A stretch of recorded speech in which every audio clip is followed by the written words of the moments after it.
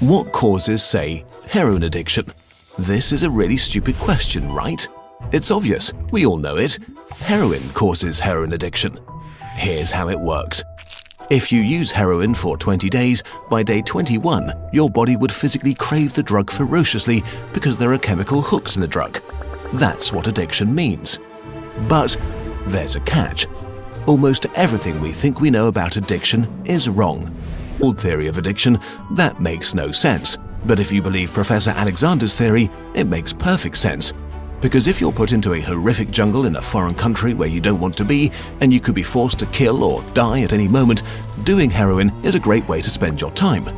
But if you go back to your nice home with your friends and your family, it's the equivalent of being taken out of that first cage and put into a human rat park.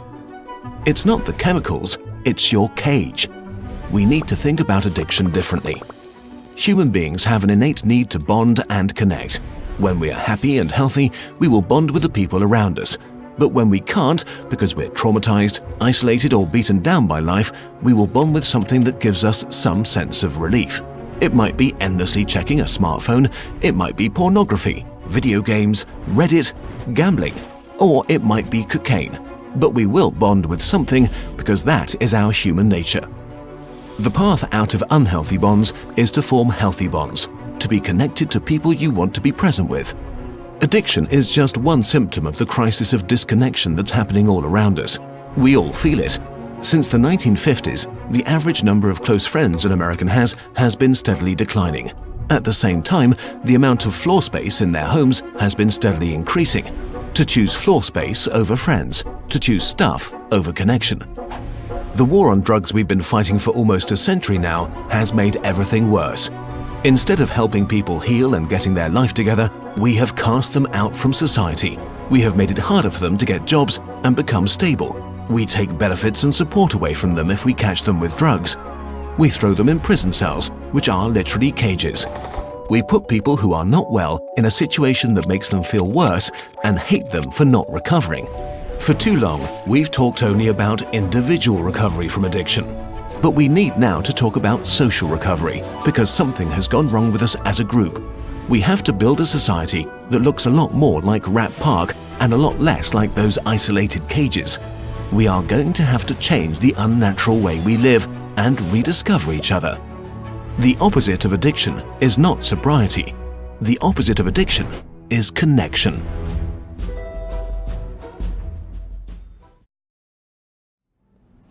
Hi, I'm Dr. Sheldon Horowitz here at the National Center for Learning Disabilities. Welcome to the next of our Ask the Expert video series. Today what I'd like to do is talk a little bit about autism spectrum disorder, or autism. You'll notice that I use the term autism spectrum disorder because it is in fact a spectrum. It isn't a single disorder. Individuals fall on the spectrum in different ways, having different kinds of skills, different kinds of abilities, different kinds of characteristics, but they all share certain things in common, and we'll talk about those common features and characteristics in a moment. When we talk about autism, we often talk about pervasive developmental disorder, PDD, also referred to as PDD-NOS, or not otherwise specified. We talk about Asperger's syndrome, sometimes referred to as high-functioning autism, and we talk about childhood disintegrative disability or disorder. Of great interest is that when you think about the autism spectrum disorder, those individuals could be of low IQ. They could have pretty significant cognitive and intellectual challenges, or they could be gifted.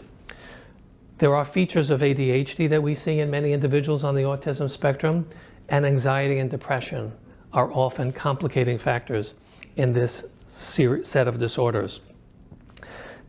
We all know of movies like Rain Man, where we see someone who has extraordinarily highly developed and sophisticated abilities. Individuals with autism, some individuals with autism present with savant-like skills.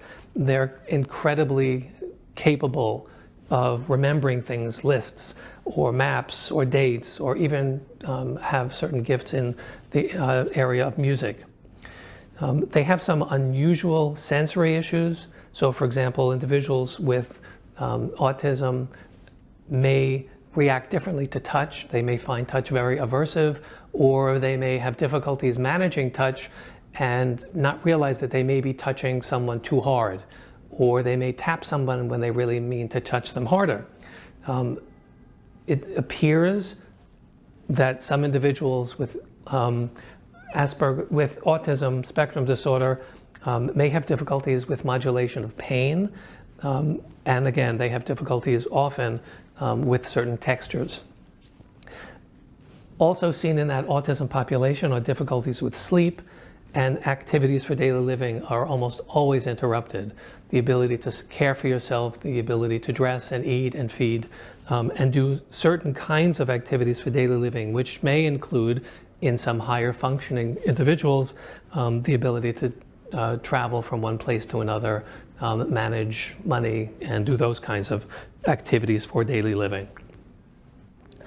For more information about autism spectrum disorders and for information about learning disabilities and related disorders of attention and behavior, please visit the ld.org website.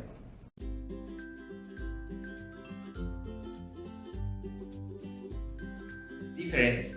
In the video for addiction, we have a very long introduction to explain that drugs are not completely addictive. We are in the video for autism spectrum disorder. The introduction is very short and good straight to explain what is. In the video of addiction have the most attractive voice and has a single voice volume.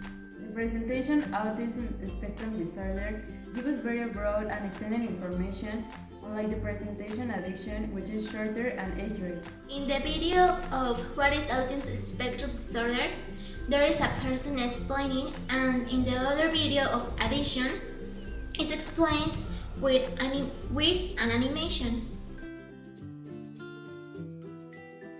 Both videos are related to the area of health.